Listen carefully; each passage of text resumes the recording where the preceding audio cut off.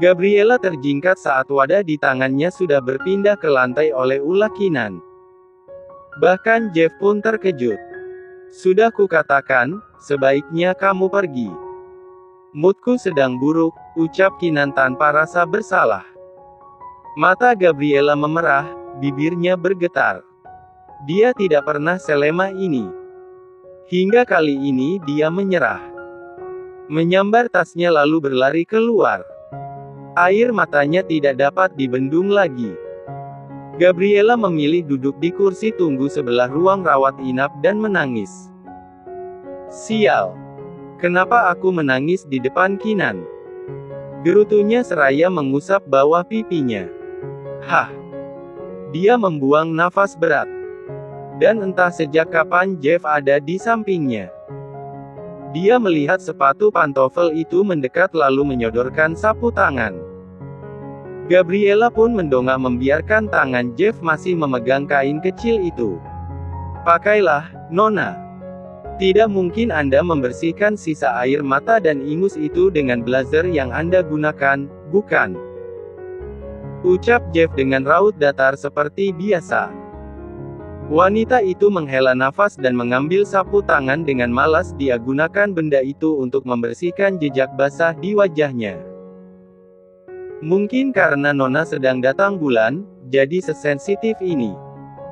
Bukankah Nona sudah sering mendapatkan penolakan dari Tuan Kinan? Dan Nona selalu menyikapi dengan acuh. Ucapan Jeff membuat Gabriela mendongak dan berpikir. Ya, mungkin benar ucapan Jeff. Mood Tuan sedang buruk. Pun kondisi tubuhnya masih belum baik. Jadi emosinya memuncak. Sebaiknya Noya pulang. Perlu saya pesankan taksi. Ucap Jeff. Gabriela beranjak, mengaitkan tali tas di bahunya. Kemudian menepuk bahu Jeff. Untuk pertama kalinya dia mau menyentuh pria itu. Membuat Jeff melirik ke arah bahu yang baru ditepuk. Terima kasih, Jeff. Hari ini aku banyak merepotkanmu, ucap Gabriela mengulas senyum tipis. Aku akan menelpon anak buahku untuk menjemput. Baik, Nona. Saya permisi ke bagian petugas untuk membersihkan lantai kamar akibat tumpahan bubur tadi, sahut Jeff. Gabriela mengangguk membiarkan Jeff pergi lebih dulu, memandang punggung bidang itu menjauh dan menghilang di persimpangan koridor rumah sakit. Baru setelahnya wanita itu pergi ke arah berbeda. Kinan, sesulit itukah hanya sekedar bisa duduk bersama? Kamu sungguh membuatku gila. Sepanjang langkahnya di koridor. Pasalnya sepanjang hidup, tidak ada satu pria pun yang menolaknya. Sepatu high heels dari kaki jenjang itu mengisi keheningan koridor melewati banyak pintu ruang pasien. Dilemparkan pandangan ke sekitar hingga dia menangkap sosok yang dikenal ada di ruangan dengan pintu terbuka. Dia pun menghentikan langkahnya. Dahinya mengernyit, kemudian dia masuk begitu saja untuk memastikan penglihatannya. Mahesa. Panggil Gabriela memastikan. Pria yang sedang duduk di tepi ranjang ruang rawat inap pun menoleh. Setelah menyadari sosok yang menghampirinya, dia tersenyum. Gabi. Benarkah itu kamu? Kamu tahu dari mana aku sakit? Tanya Mahesa dengan wajah berbinar. Alih-alih menjawab, Gabriela lebih dulu menoleh ke seseorang yang sedang menjaga pria itu. Kamu, keluar dulu. Urus kepulanganku secepatnya, titah Mahesa pada asisten yang sedang ditatap oleh Gabriela. Baik, Tuan. Sahut sang asisten membungkuk lalu pergi. Setelah pintu ditutup, baru Gabriela menjatuhkan arah pandang pada Mahesa yang ternyata sudah berdiri di dekatnya dan tanpa diprediksi pria itu memeluknya begitu saja. Kamu dari mana? Aku sedang sakit. Tanya Mahesa untuk kedua kalinya dengan memeluk erat Gabriela. Wanita itu tidak tinggal diam. Dia berusaha melepaskan diri dari pelukan yang tidak dia inginkan itu. Lepas Mahesa. Karena memberontak, Mahesa pun melepasnya tanpa menyurutkan senyum tampannya. Aku tidak sengaja melihatmu tadi. Makanya aku terkejut melihatmu ada di negara ini, jawab Gabriela dengan ekspresi tidak ramah. Sedang apa kamu di sini? Aku sakit, jawab Mahesa. Gabriela memutar kedua bola matanya. Aku tidak peduli dengan sakitmu. Maksudku untuk apa kamu di Indonesia? Ralatnya. Ah, Mahesa mengangguk samar dan duduk di tepi ranjang. Aku mengikutimu. Aku rindu padamu, Gabi, ucapnya tulus. Sayangnya aku tidak, jawab Gabi melipat kedua tangan di depan dadanya dan membuat netranya ke arah lain. Bukannya terluka, Mahesa justru semakin melebarkan senyumnya. Aku tahu itu, jawabnya. Dia justru rindu dengan seorang Gabi yang jutek seperti itu. Oke. Kalau begitu apa urusanmu datang ke rumah sakit hingga bisa menemukanku di sini? Aku baru menemani kekasihku yang sedang sakit, jawab Gabriela santai. Seolah dia sedang menunjukkan kalau dia sudah tidak butuh Mahesa lagi dalam hidupnya. Memangnya masih ada pria yang mau berpacaran dengan wanita keras sepertimu?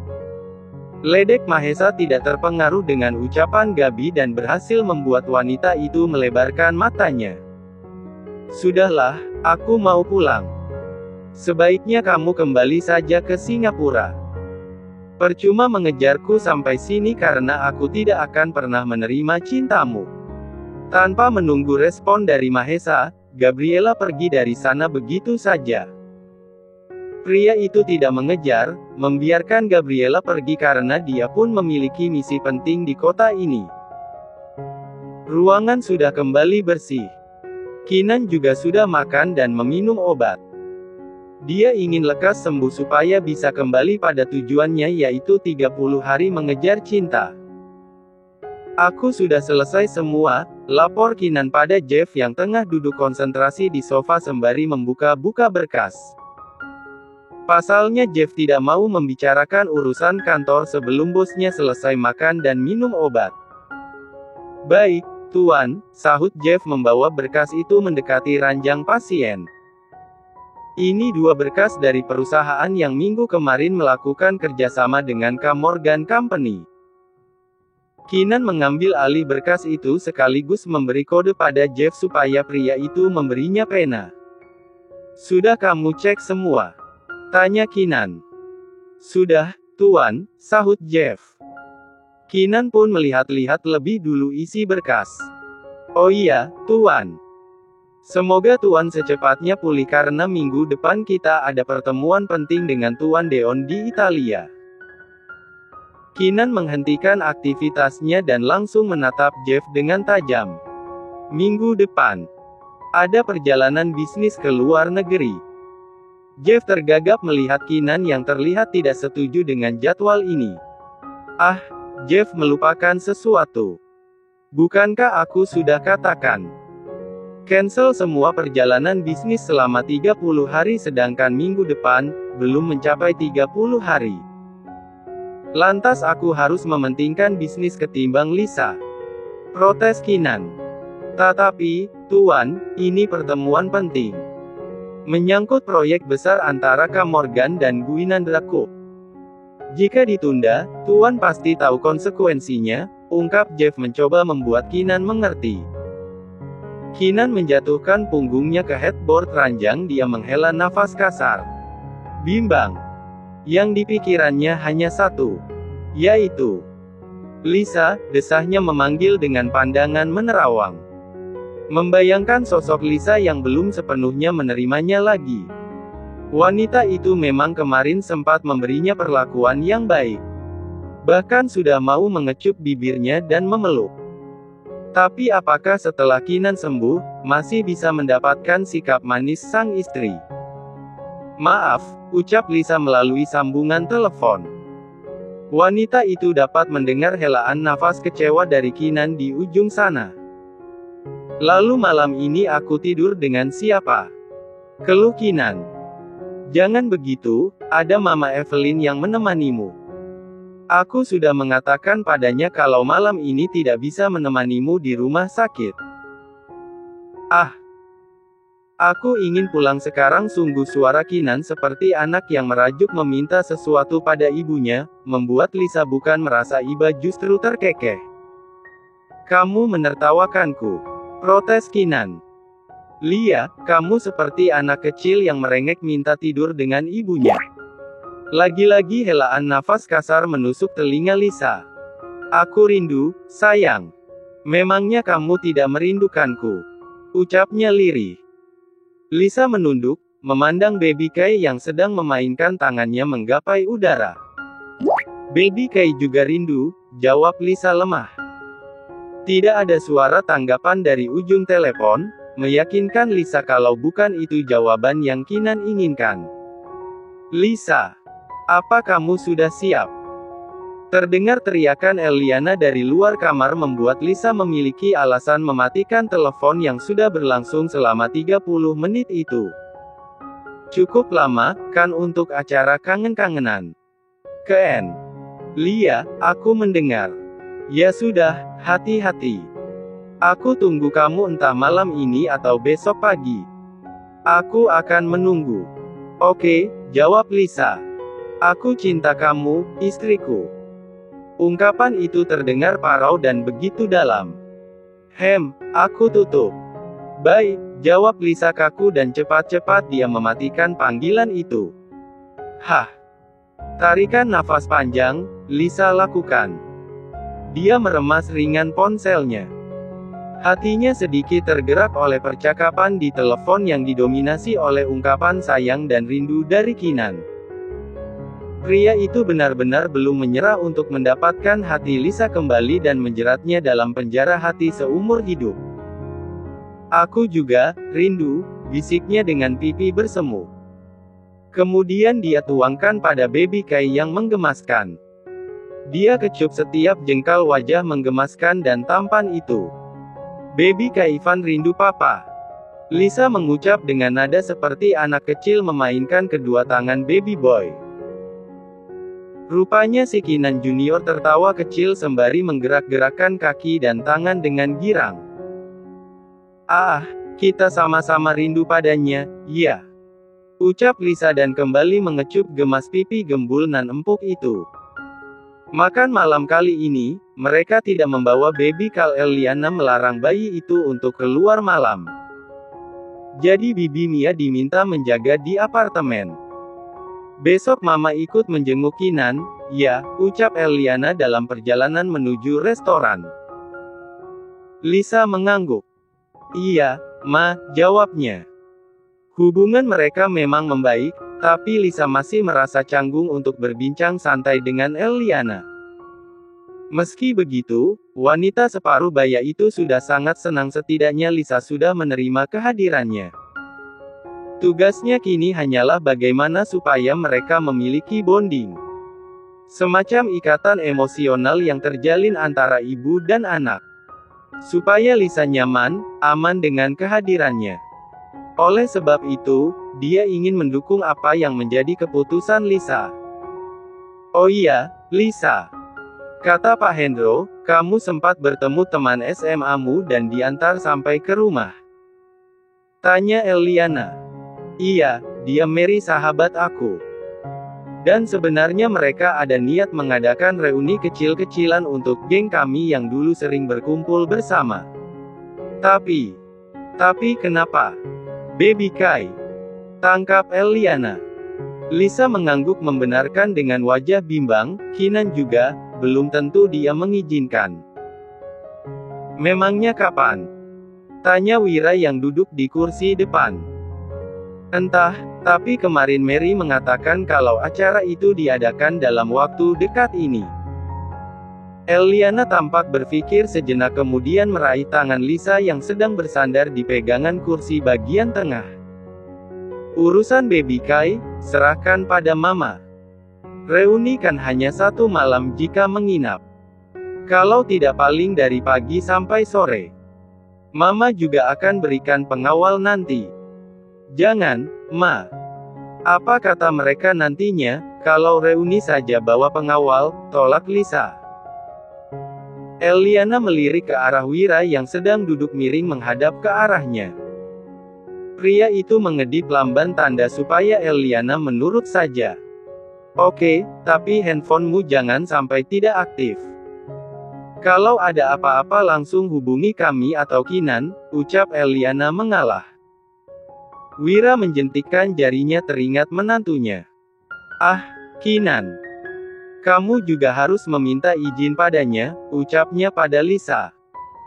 Lisa menjatuhkan punggungnya ke sandaran jok dan menghela nafas, membuang arah pandangnya ke jalanan sepertinya bagian meminta izin itu yang akan sulit, pikirnya. Tidak lama setelah itu, mobil Eliana sampai di parkiran restoran. Mereka masuk dan sudah mendapati Gabriela di sana. Halo, sayang. Sapa Eliana memberikan pelukan rindu pada Gabriela saat gadis itu berdiri. Sudah lama menunggu. Tanya Eliana setelah mengecup pipi kanan dan kiri juga dahi anaknya. Gabriela lebih dulu melirik datar pada Lisa yang berdiri di belakang Eliana. Tidak terlalu lama, Mon, jawab Gabriela tersenyum kaku. Eliana pun menangkap raut berbeda dari anak gadisnya. Dia kemudian beralih menarik Lisa untuk mendekat. Kamu duduk di sini, ya, wanita separuh baya itu memberi kursi untuk Lisa di sebelah Gabriela. Kemudian Eliana sendiri memilih duduk bersebelahan dengan Wira. Tidak lama setelahnya, makanan pun datang. Tentu tempat sebelumnya sudah Eliana reservasi dan memesan banyak menu malam ini. Jadi dia datang, pesanan sudah langsung dihidangkan. Lisa, Gabi. Kalian tidak saling menyapa. Lisa dan Gabriela menoleh dan tersenyum canggung. Hanya sekilas, Gabi yang lebih dulu berpaling dan memilih menarik minuman lalu menyeruputnya. Eliana dan Wira pun saling pandang sesaat. Kondisi ini tentu sudah mereka perkirakan. Kamu sendiri, Gabi? Tanya Eliana mulai menarik steak dan peralatan makan untuk memotong makanan spesial itu. Tidak, jawab Gabriela singkat tanpa menatap. Tidak lama setelahnya wanita separuh baya yang dipanggil Melanie itu baru kembali dari toilet. Sudah datang, Nyonya, ucap Melanie sopan dan hormat. Semua netra pun tertuju pada Melanie. Termasuk Wira, pria separuh baya itu sedikit membulat. Melanie dapat menangkap keterkejutan Wira, namun dia bersikap biasa saja. Karena Melanie sudah tahu kalau Wira akan hadir di acara makan malam ini. Melanie, apa kabar? Tanya Eliana dengan senyuman anggunnya. Selama ini Melanie tinggal di Singapura merawat Gabriela. Dan baru beberapa hari ini, wanita itu ikut tinggal di Indonesia setelah Gabriela kembali dari Italia. Baik, Nyah, jawab Melanie. Eliana pun menunjuk ke kursi kosong di dekat Lisa. Melanie menurut menarik kursi dan duduk di sana. Lisa, kamu tidak mencoba menu yang ini? Tawar Eliana. Lisa menggeleng. Tidak, Ma. Ini sudah cukup. Ish, ibu menyusui harus makan yang banyak dan bergizi. Makanan ini baik untuk kualitas ASI. Meski Lisa menolak, tapi Eliana tetap kekeh memberi Lisa tambahan menu. Berulang kali seperti itu membuat Gabriela merasa terabaikan. Lisa yang berada di samping Gabriela bisa merasakan hembusan nafas kasar dan gerakan tidak nyaman yang adiknya tunjukkan. Gabriela, kamu mau ini? Tawar Lisa merasa tidak enak dengan keadaan ini. Tidak, aku tidak biasa makan banyak di malam hari, jawab Gabriela enggan menoleh. Melanie bisa melihat kecemburuan di mata Gabriela. Dia pun berdiri membawa gelas jus. Namun karena tidak hati-hati, kakinya terselip di kaki kursi. Hingga Gur.